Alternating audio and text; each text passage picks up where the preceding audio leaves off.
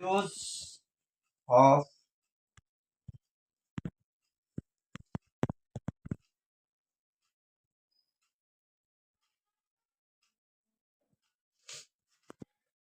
zero of quadratic, zero of polynomial.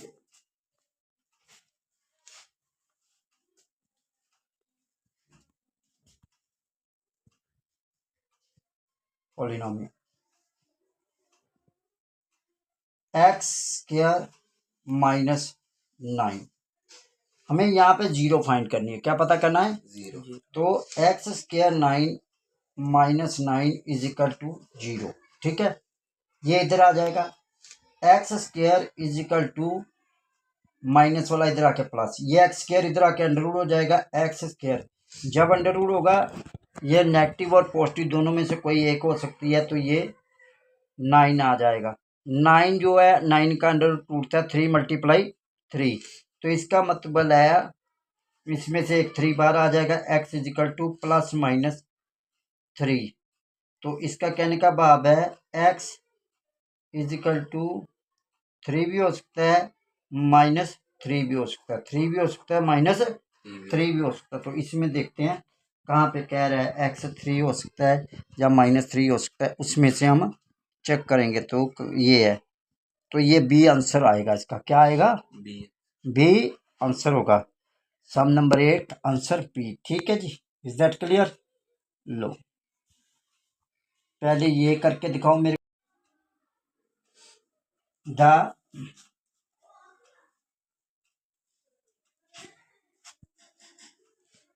zeros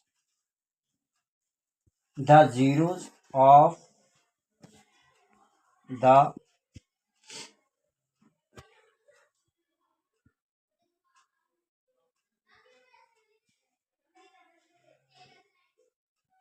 find the zero of polynomial 6x square minus 7x minus 3। ये आपके पास ऐसे statement दी है। तो हमने इसका क्या करना है, उसने कहा है यहाँ पे ऐसा लगा था जीरो ऑफ द पॉलिनोमियल, इसका जीरो पता करना है। यदि इसमें पहले फाइंड भी लिखा होता तब भी, तो इसको हमने फैक्टराइज करना है। क्या करना है? फैक्टराइज करना है। तो इसमें 6x square minus 7x minus 3। हमने क्या करना है कि हमें मालूम है ये लास्ट वाला प्रोडक्ट होता है, तो इन दोनों को हमने मल्टीप्लाई किया। 6 मल्टीप्लाई 3 कितना आ गया? 18। कितना आ गया? 18। मल्टीप्लाई करें तो 18 आए, मल्टीप्लाई करें तो 18 आए। इसके आगे कौन सा नंबर है? निशान है माइनस का। कौन सा साइन है? माइनस का। माइनस का है। उन दो डिजिट को अगर माइनस करेंगे ना आपस में, तो हमें 7 प्राप्त होना चाहिए। कितना प्राप्त होना चाहिए? 7। अब यहाँ पे 6 में से 3 माइनस करेंगे तो कितना आएगा? 3। तो ये तो बनते नहीं दो। और कौन से टेबल पे आता है? 9। अगर आपको ज़्यादा कन्फ्यूजन होती हो तो ये जो है, ये 2 मल्टीप्लाई 3, 3 2 का 6 मल्टीप्लाई 3। तो ये पहले तो दो हमने किए हुए थे, अब इन दो को छोड़ के पहले इन दो को करो। 3 3 का 9, 9 2 का 18, और 9 में से 7 जाएंगे तो कितना? 2 जाएगा तो कितना आएगा? 7 आएगा। कितना आएगा? 7। तो हमने इसमें किया एक्स स्क्वायर। जब हमें दो डिजिट प्राप्त हो जाए ना, तो जो बड़ा है वो आगे लेना है, और जो साइन है वो वही देखेगा जो आगे है। यहाँ पे माइनस है, माइनस 9x। एक बात याद रखें, जब पीछे माइनस का साइन हो तो जो आगे है बड़ी रकम के साथ वो लग गया। इसका उल्ट, इसका उल्ट प्लस का उल्टा क्या होता है? माइनस। माइनस का उल्टा क्या होता है? प्लस। तो इसका प्लस आएगा, प्लस 2x माइनस 3। अब देखो 7, 9 में से 2 गए तो 7 बचेगा, ऊपर वाली बनती है ना। अब ये 4 डिजिट हो जाएंगे, तो इनको 4 रकमें हो गए, तो इनमें से 2 एक तरफ और 2 एक तरफ कर देंगे, और जो साइन है उसको बाहर रहने देंगे। X square minus 9x bracket बंद प्लस 2x माइनस 3। अब इसके बाद हमने ये देखना बेटा, ये दोनों आते हैं 3 के टेबल पे, 3 2 का 6, एक्स इसके पास भी था, एक्स इसके पास भी था, एक एक्स हम बाहर ले गए, इसके पास एक्स 2 है, एक एक्स कम हो जाएगा। ठीक है, जब इसके पास 2 था तो एक रह गया, तो इसके पास एक ही एक्स था, तो वो कम होगा तो कुछ भी नहीं रहेगा, तो इसका मतलब जो आगे स्टेटमेंट है वही रह जाएगी। तो 3 2 का 6, 3 3 का 9, ये आ गया, प्लस ये पीछे है 2 और 3, ये दोनों किसी टेबल में नहीं आते, इसका मतलब ये 1 पे जाएंगे, 2x माइनस 3। अब ये देखें, ये दोनों रकमें हमारी एक जैसी आनी चाहिए, अंदर वाले निशान तक भी एक जैसे हों। अगर निशानों में भी कई फर्क आए तो ऊपर से चेक करना है, ये नहीं है कि ये देख लिया कि इसका माइनस आ रहा है तो पीछे वाले का भी माइनस चिपका दो, चेक करो कि कहीं मिस्टेक तो नहीं हुई है। ठीक है, 2x माइनस 3 एंड ये 3x प्लस 1। अब ये 2x minus 3 is equal to 0, 2x is equal to minus वाला 3 इधर आके plus x is equal to 3/2 हो जाएगा। इधर 3x plus 1 is equal to 0, ये दोनों ब्रैकेटें खोल दी, 3x इज इक्वल टू ये 1 है, इधर आके माइनस का होगा 1 minus 1, x is equal to minus 1, ये 3 इधर आके होगा 3। तो ये आपका आंसर आ गया, x is equal to 3/2 dot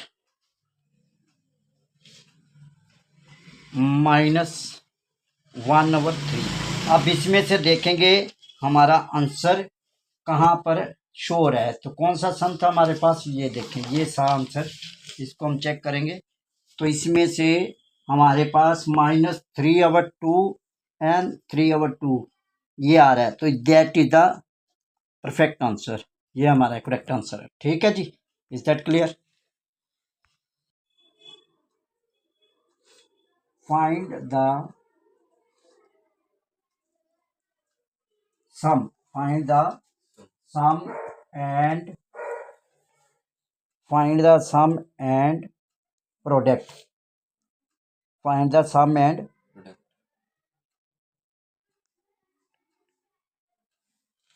एक चीज आपको देखनी है बेटा, ये क्वाड्रेटिक इक्वेशन में ढूंढे जाते हैं, ये जो ना फाइंड किए जाते हैं क्वाड्रेटिक इक्वेशन। क्वाड्रेटिक इक्वेशन वो होती है ax² प्लस bx प्लस सी, ऐसे स्टेटमेंट दी होती हैं, 3 अलग अलग रकमें होंगी, बीच में x² होगा और सिंपल x होगी और दूसरी सिंपल होगी, इनको क्वाड्रेटिक कहते हैं। इसमें क्या होता है, जो ax² जो होता है ये ऐसे रहेगा, और ये जो दूसरा है इसे सम x कहते हैं और इसे p फॉर प्रोडक्ट कहते हैं। जो सम होता है, सम का मेथड होता है -b/a, क्या होता है -b/a, ये फार्मूला, और प्रोडक्ट का क्या फार्मूला होता है, p फॉर प्रोडक्ट, इसका फॉर्म मेथड होता है c/a। एक चीज को हम ये देखेंगे, सम को ऐसा भी बोल सकते हैं, सम अल्फा प्लस बीटा, क्या आता है alpha plus beta, alpha plus beta, क्या फार्मूला आता है इसका? फार्मूला जैसे हमने इस स्टेटमेंट में कहा है, find the sum of statement equations का हमें ढूंढना है, x² plus 7x minus plus 10 alpha beta, इसका मेथड होता है -b/a।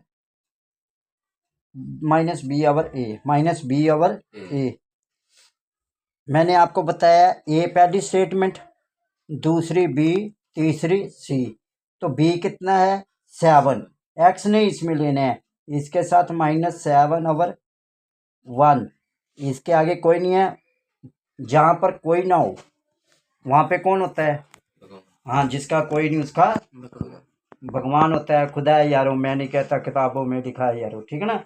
तो भगवान कभी किसी को नजर आया है? परमात्मा एक है, अल्लाह भी वही है, वाहेगुरु भी वही है, राम भी वही है, कभी किसी को नजर आया है?